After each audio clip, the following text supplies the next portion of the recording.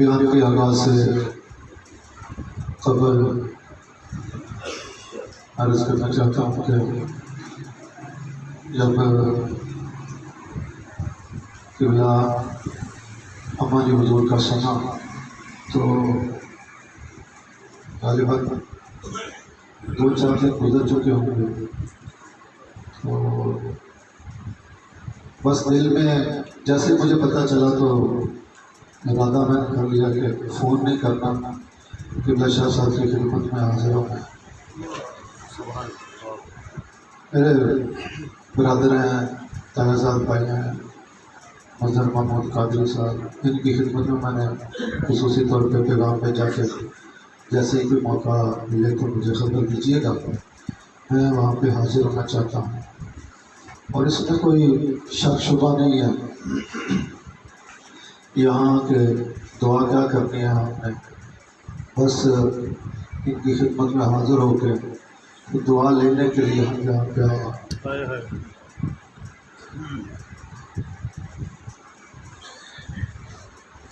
جس طرح قبلہ شاہ صاحب نے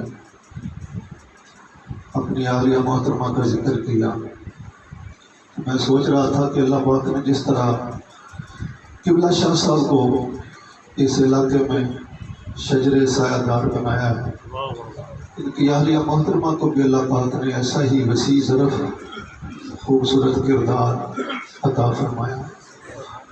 یہ بھی محبت بانٹنے والے، ان کی اہلیہ محترمہ بھی محبت بانٹنے والے۔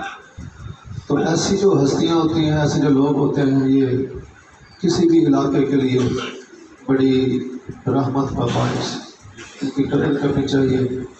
اللہ پاک میری اس پاکیزہ جگہ پہ حاضری کو قبول فرمائے۔ قبلہ شاہ صاحب کی برکتیں، ان کی دعائیں ہم سب سے شامل حال۔ قبلہ ہماری حضور کے جانے کی وجہ سے جس کو کمی آئی ہے، اللہ پاک اپنی رحمت کا سہارا عطا فرمائے۔ الحمدللہ وحدہ والصلاة والسلام علی من لا نبی بعدہ، اما بعد فاعوذ باللہ من الشیطان الرجیم، بسم اللہ الرحمن الرحیم۔ لقد خلقنا الانسان فی کبد، صدق اللہ العظیم وصدق رسولہ النبی الکریم الامین، ونحن علی ذلک لمن الشاہدین والشاکرین، والحمد للہ رب العالمین۔ کثیر تعداد میں اہل محبت تشریف فرما ہیں، ایسے روشن اور منور چہرے، ان کے نام لینا میرے جیسے گناہ گار کے لیے باعث سعادت ہے۔ اللہ رب العزت آپ سب کی اس حاضری کو بھی اپنے بارگاہ میں قبول فرمائے۔ ان کے سائے میں، ان کے دعاؤں کے ساتھ میں اپنے گفتگو کا آغاز کر رہا ہوں۔ آیت کریمہ جو میں نے آپ کے سامنے تلاوت کرنے کا شرف حاصل کیا ہے، اللہ تعالیٰ نے ارشاد فرمایا، لقد خلقنا الانسان فی کبد، بے شک ہم نے انسان کو تنگی میں وقت گزارنے والا پیدا کیا ہے، مشقت میں زندگی گزارنے والا پیدا کیا ہے۔ فی کبد، عزیزان گرامی قدر، اس آیت میں اللہ تعالیٰ نے ہم انسانوں کا مقدر بیان کر دیا ہے، ہم اس کا خلاف نہیں کر سکتے، اللہ کے اس حکم سے نکل نہیں سکتے۔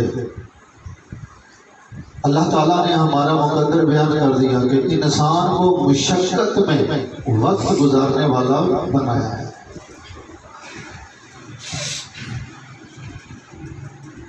تو مشقت میں، محنت میں، تنگی میں، تکلیف میں یہ وقت ہم نے گزارنا ہے، یہ ہماری قسمت ہے، یہ ہمارا مقدر ہے۔ آگے طریقے اللہ تعالیٰ نے بتا دیے ہیں، اللہ کے حبیب نے ہمیں بتا دیے صلی اللہ علیہ وسلم۔ تو یہ جو ہمارا مقدر ہے کہ رہنا ہم نے مشقت میں ہے، اس کا یہ مطلب نہیں کہ ساری زندگی کوئی خوشی نہیں ملے گی، خوشی بھی ملے گی۔ راحت بھی ملے گی، آرام بھی ملے گا، لیکن زیادہ تر خوشی کے مقابلے میں زیادہ مشقت ملے گی، زیادہ محنت ملے گی، زیادہ سوچیں، زیادہ فکریں ملیں گی۔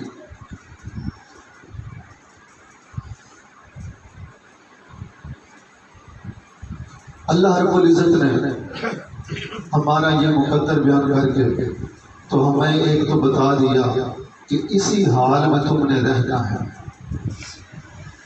عملی طور پہ اگر دیکھا جائے، جب دنیا میں بچہ پیدا ہوتا ہے تو زیادہ تر روتا ہوا ہی پیدا ہوتا ہے، اور جو بیچارہ نہ روئے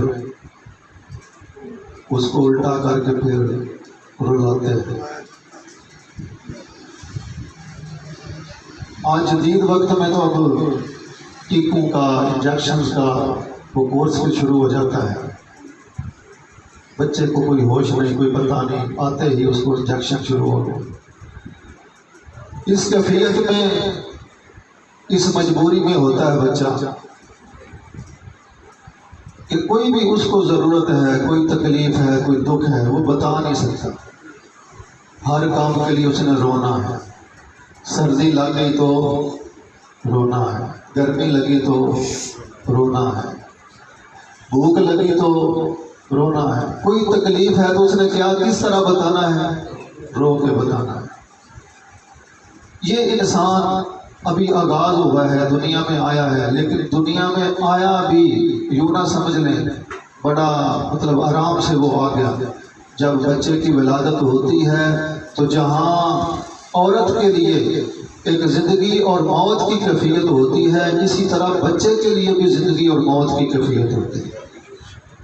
اس تکلیف کے ساتھ وہ آتا ہے، آتے ہی روتا ہے، نہ روئے تو پھر اس کو رلایا جاتا ہے، اور پھر اسی حال میں بیچارے کے اوپر کس طرح کی وہ کیفیت، کس طرح کی مجبوری میں وہ وقت گزارتا رہتا ہے۔ بچہ پہنچ جاتا ہے سکول میں، ابھی ہوش نہیں سنبھالتا، ہم اس کو پکڑتے ہیں اور سکول میں اب بچہ کہتا ہے پتہ نہیں کب جان چھوٹے گی۔ اب پڑھنا شروع کر دیا، میٹرک کرتا ہے تو کتنی دفعہ وہ بچہ سوچتا ہے پتہ نہیں کب میری سکول سے جان چھوٹے گی اور میں پھر کالج میں پہنچ جاؤں۔ اب کالج میں پہنچ جاتا ہے تو وقتی طور پہ اس کو خوشی ہوتی ہے میں کالج میں آیا ہوں، لیکن کالج بھی وہاں پہ کچھ سیر کرنے کے لیے تو نہیں جایا جاتا، وہاں بھی محنت تو کچھ نہ کچھ کرنی پڑتی ہے، پڑھنا تو پڑتا ہی ہے، وہاں بھی محنت۔ پھر سوچنا شروع کر دیتا ہے پتہ نہیں کالج سے کب جان چھوٹے گی، میں یونیورسٹی میں جاؤں گا یا میں کوئی عملی زندگی میں قدم رکھوں گا۔ اللہ پاک وہ بھی وقت لے آتا ہے، جاتا ہے تو خوش ہوتا ہے، لیکن مختصر سے وقت کے بعد خوشی ختم ہو جاتی ہے، پھر محنت مشقت شروع ہو جاتی ہے۔ پڑھائی مکمل ہوتی ہے تو خواہش ہو جاتی ہے کہ مجھے کوئی اچھی سی جاب مل جائے، میں کوئی اچھا سا کاروبار اسٹیبلش کر لوں، میں اس طور پہ کامیاب ہوں، مجھے کوئی رشتہ مل جائے اچھا سا، میری شادی ہو جائے۔ اب خواہشیں ساتھ ساتھ، جو ہی ایک خواہش پوری ہوتی ہے وقتی طور پر خوشی ہوتی ہے، اس کے بعد ساتھ ہی مشقت شروع ہو جاتی ہے۔ شادی ہو گئی تو وقتی طور پہ بڑی خوشی، ہر طرف وہ بتاتا پھرتا ہے، مبارکبادیں وصول کرتا ہے۔ اس کے بعد دعائیں مانگنا شروع کر دیتا ہے، اولاد پیدا ہو، پھر کہتا ہے اولاد ہو جائے نا تو بس مسئلہ حل ہو جائے گا، اللہ اولاد بھی عطا فرما دیتا ہے۔ اس کے بعد اولاد کے بارے میں تو اللہ تعالیٰ نے خود ہی فیصلہ فرمایا ہے، انما اموالکم واولادکم فتنہ، یہ تو تمہاری آزمائش ہے، تمہارے اموال، تمہاری اولاد تمہارے لیے کیا ہے؟ آزمائش ہے۔ اب بچے آتے ہیں تو وہ اس طرح تگنی کا ناچ نچاتے ہیں، اس طرح ماں باپ کو وہ مصروف کرتے ہیں، ان کو اپنی فکر ہی بھول جاتے ہیں۔ وہ بچوں کو لے کے میرا بچہ اچھی جگہ پہ جائے، میرے بچے کو یہ مل جائے، میرا بچہ کامیاب ہو جائے، ان کو جوان کر لیتے ہیں، پڑھا لکھا کے ہر طرح کا جو کر سکتے ہیں ماں باپ کرتے تھے۔ اور میں خود ایسے کئی واقعات سے آگاہ ہوں کہ ایسے موقع پر اولاد کی کامیابی کے لیے کئی گھرانے، کئی ماں باپ ایسے ہیں کہ انہوں نے اپنے اجداد کی محفوظ کی ہوئی زمینوں کو، اجداد کے محفوظ کیے ہوئے زیور کو بیچ دیا کہ ہماری جائیداد جاتی ہے تو جائے، ہماری اولاد کامیاب ہونی چاہیے۔ اس طرح ماں باپ قربانیاں دیتے ہیں، پھر کہتے ہیں جب بس اب بچوں کی شادیاں ہو جائے نا تو میں فارغ ہو جاؤں گا۔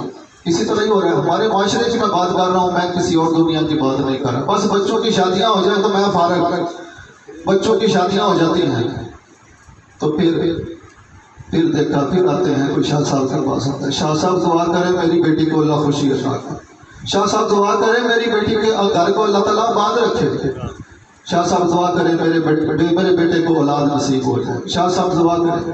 آتے ہیں کہ نہیں آتے؟ پھر فکر ختم نہیں ہو رہی، پہلے کہا شادیاں کروں اولاد کی تو بس میں فارغ، لیکن جو ہی شادیاں کرتے ہیں پھر اگلے معاملات شروع ہو جاتے ہیں، پھر کچھ عرصے کے بعد اولاد پیدا ہو جاتی ہے، پھر اس کو لے کے بیٹھ جاتے ہیں۔ یہ لگاتار سلسلہ میرے بھائیوں اسی طرح چلتا رہتا ہے کہ وقتی طور پر خوشی ملتی ہے تو خوشیاں تقسیم ہوتی ہیں، منہ کھل اٹھتے ہیں، چہرے کھل اٹھتے ہیں، لیکن تھوڑا سا وقت چند دن کی بات ہوتی ہے، اس کے بعد پھر ذمہ داری شروع ہو جاتی ہے، پھر مشقت، پھر وہی محنت، پھر وہی، اس طرح کرتے کرتے اب اولاد اپنی بھی جوان ہو گئی، جہاں پہ اللہ نے اس کے مقدر میں لکھا تھا وہاں پہ پہنچ گئی، اولاد کی اولاد بھی ہو گئی۔ اب اس کے بعد ابھی یہ انہی فکروں میں ہے، انسان ابھی انہی فکروں میں ہے، ہوتا کیا ہے اس بیچارے کو پتہ بھی نہیں چلتا، غیر محسوس طریقے سے آہستہ آہستہ بڑھاپا آ جاتا ہے۔ اب وہ اٹھنے کی کوشش کرتا ہے تو ٹانگیں ساتھ نہیں دیتے، تھوڑا سا چلتا ہے تو سانس پھولنے لگتا ہے، پھر اس کو پتہ چلتا ہے میں سب کو سنبھال رہا تھا، میں تو اب اپنا بھی خیال نہیں رکھ سکتا، مجھے اب اوروں کی ضرورت پڑ گئی۔ یہ انسان کی زندگی ہے۔ لقد خلقنا الانسان فی کبد، اس میں اللہ پاک نے ہمارا مقدر لکھ دیا، بیان کر دیا کہ اے انسان اس حال میں تم نے رہنا ہے، اسی مشقت کے ساتھ تم نے وقت گزارنا ہے، اس سے تم باہر نہیں نکل سکتے، اپنا مقدر تم بدل نہیں سکتے۔ جتنے بھی خوشیاں مل جائیں، جتنے بھی راحتیں مل جائیں، دنیا کے سارے خزانے مل جائیں، تو تم یہ نہیں کر سکتے کہ اب ہمیں کسی کی فکر نہیں رہے گی، ہمیں کوئی دکھ نہ ہو، ہم ہر طرح کی تکلیف سے بچ جائیں گے۔ اس طرح نہیں ہو سکتا، اس لیے کہ سارے خزانے بھی رب دے دے تو پھر خزانوں کی فکر لگ جائے گی، پھر خزانوں کی فکر بڑھ جائے گی۔ اگر خزانوں کے ساتھ خوشیاں ملتی تو نواز شریف، زرداری، یہ اس طرح کے جو ہمارے بڑے بڑے لوگ ہیں، ان کے پیٹ بھر جاتے تو کہتے کہ اب ہمیں کسی چیز کی ضرورت نہیں، جتنی دولت ہمیں چاہیے باقی ساری پاکستان کی عوام کو دے دیتے ہیں، ہم نے کیا کرنی ہے اتنی دولت، لیکن پیٹ نہیں بھرتا۔ حضور نے فرمایا اس پیٹ کو، انسان کے پیٹ کو قبر کی مٹی ہی بھرے۔ تو یہ مقدر ہے، اللہ پاک نے لکھ دیا۔ کرنا کیا ہے ہم نے؟ غموں کی دھوپ ہو یا خوشیوں کا سائبان، غموں کی دھوپ ہو یا خوشیوں کا سائبان، حال جو بھی ہو ذکر یار میں رہنا، جنگل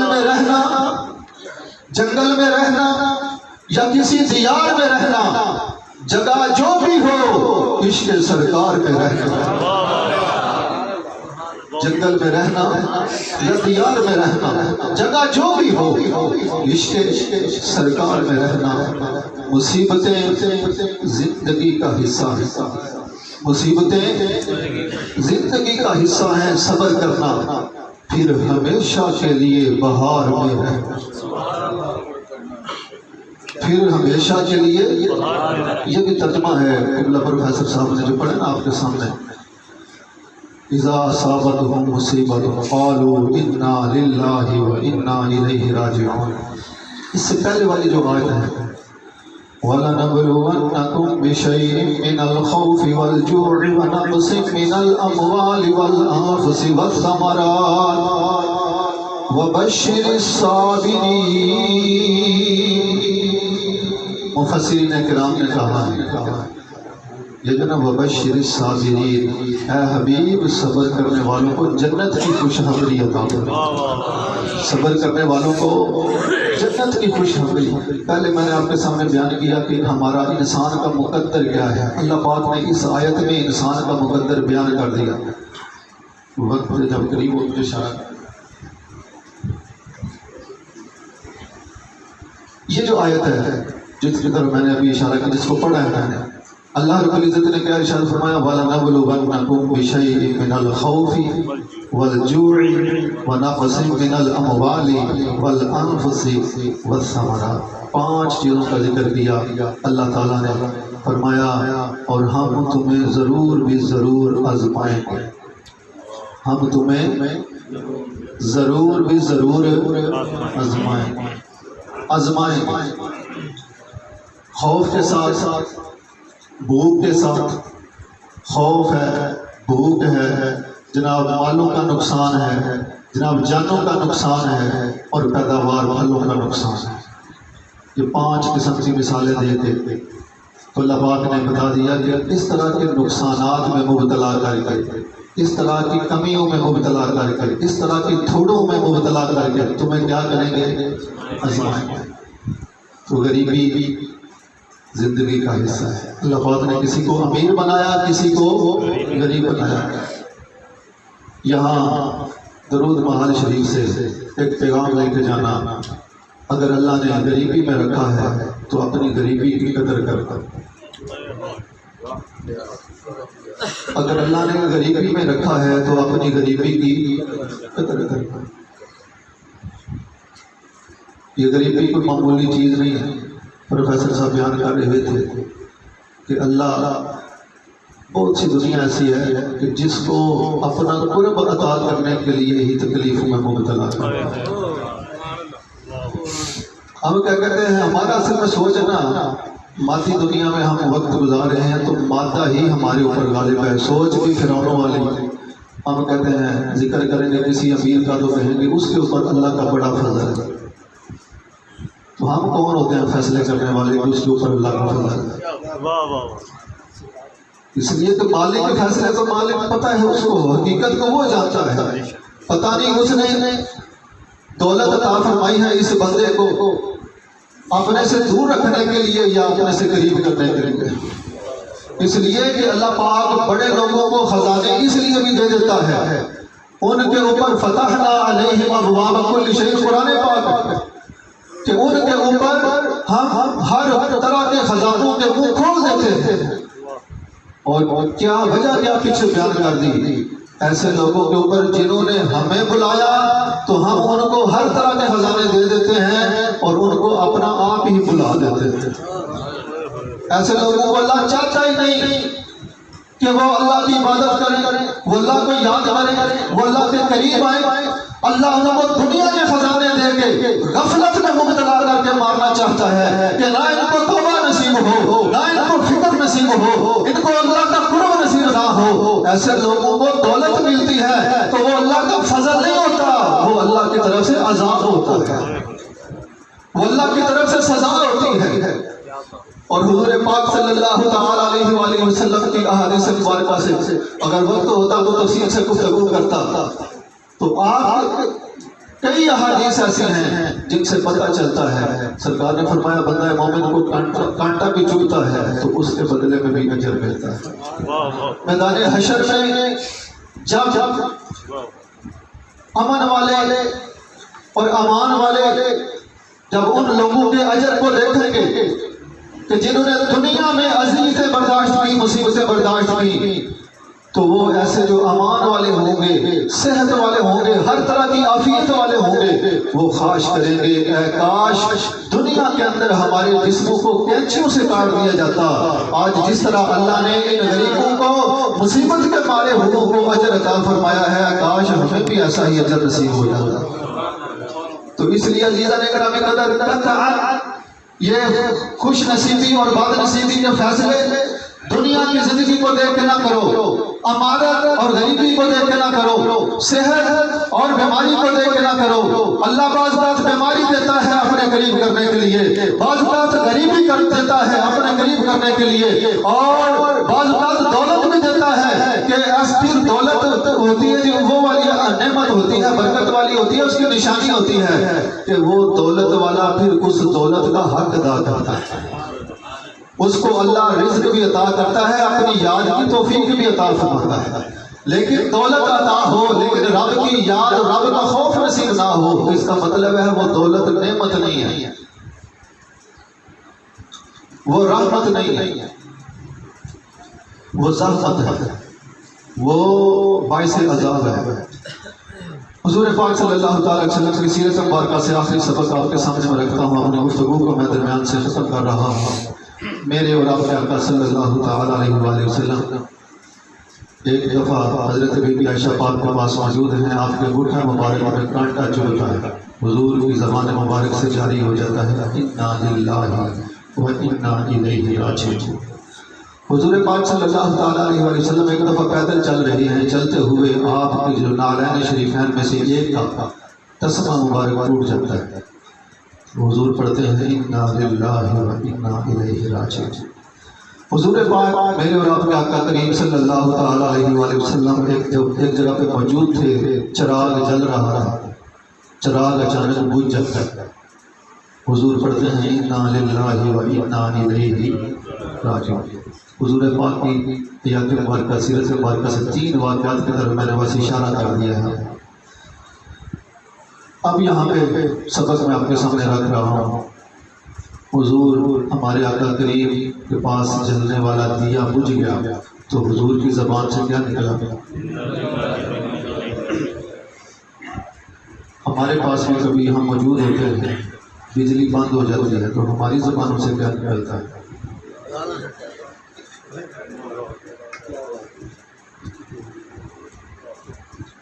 مجھے یہ بتائیں، اگر ہم واپڈا والوں کو گالیاں دیں گے بجلی جلدی آ جاتی ہے؟ کیا ہوگا؟ اس کا کوئی فائدہ؟ خالق کائنات نے ارشاد فرمایا وَلَنَبْلُوَنَّكُمْ بِشَيْءٍ مِّنَ الْخَوْفِ وَالْجُوعِ وَنَقْصٍ مِّنَ الْأَمْوَالِ وَالْأَنفُسِ وَالثَّمَرَاتِ وَبَشِّرِ الصَّابِرِينَ۔ سبحان اللہ، سبحان اللہ۔ صبر کرنے والوں کو کس کی خوشخبری دو؟ جنت کی خوشخبری۔ اے حبیب صبر کرنے والوں کو جنت کی خوشخبری دو۔ یہاں یہ مجھے بتائیں، یہ جو صبر کرنے کی بات اللہ پاک نے کی ہے، یہاں پہ یہ بتایا ہے کہ کسی کا کوئی عزیز فوت ہو جائے، وہاں پہ جو صبر کرے گا اس کو جنت کی خوشخبری دینا، یا کسی کا مکان گر گیا تو اس نے صبر کیا تو تب تم نے جنت کی خوشخبری دینی ہے، یا کسی کے گھر میں نعوذ باللہ اللہ پاک سب کی حفاظت فرمائے، جان و مال کی، عزت آبرو کی، کوئی نقصان ہو جاتا ہے مالی طور پر بہت بڑا تو تب کوئی صبر کرے تو پھر جنت کی خوشخبری۔ کوئی قید ایسی تو نہیں، عام بات رکھ دی وَبَشِّرِ الصَّابِرِينَ۔ جب بھی تکلیف پہنچتی ہے، میرے آقا کو بھی معمولی سی اذیت پہنچی، دیا بجھ گیا، پاس جو موجود تھے انہوں نے عرض کیا، سوال کیا، یا رسول اللہ صلی اللہ علیہ وسلم کیا یہ دیے کا بجھنا بھی اذیت ہے؟ کیا یہ دیے کا بجھنا بھی تکلیف ہے؟ کیا یہ دیے کا بجھنا بھی مصیبت ہے؟ آقا کریم صلی اللہ تعالی علیہ وسلم نے فرمایا نعم، ہاں دیے کا بجھنا بھی مصیبت ہے۔ کل ما یؤذی المؤمن فہی مصیبت، سرکار نے فرمایا ہر چیز جو بندہ مومن کو مصیبت میں مبتلا کرے، اذیت دے، تکلیف دے، وہ مصیبت ہی ہوتی ہے، وہ اس کے لیے کیا ہوتی ہے؟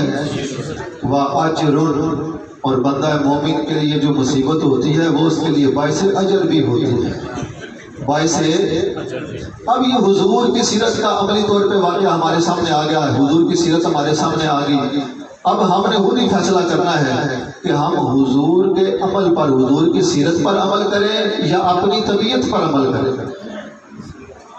صبر کرنا ہے، حضور کی سیرت سے سیکھنا ہے، صبر کرنا ہے، صبر ہی ہے۔ کوئی عزیز فوت ہو جائے تو تب صبر کیا تو تب بھی صبر ہی ہے، لائٹ بند ہو گئی تو وہاں پہ دل چاہ رہا ہے گالیاں دینے کو، صبر کر لیا تو یہ بھی صبر ہی۔ نقصان ہو گیا اس پہ زرد نصیب ہو گیا، اللہ کی مدد مل گئی تو یہ بھی صبر ہے۔ عزیزان کرام قدر، اللہ پاک ہم سب کو توفیق دے اپنی زبانوں، اپنے کردار، اپنی خواہشات کو کنٹرول کرنے، اس لیے کہ حضور کی سیرت سے جب ہم سیکھیں گے تو تبھی ہماری زندگی پاکیزہ ہوگا۔ تو انہی باتوں کے فرق میں گفتگو کو ختم کر رہا ہوں۔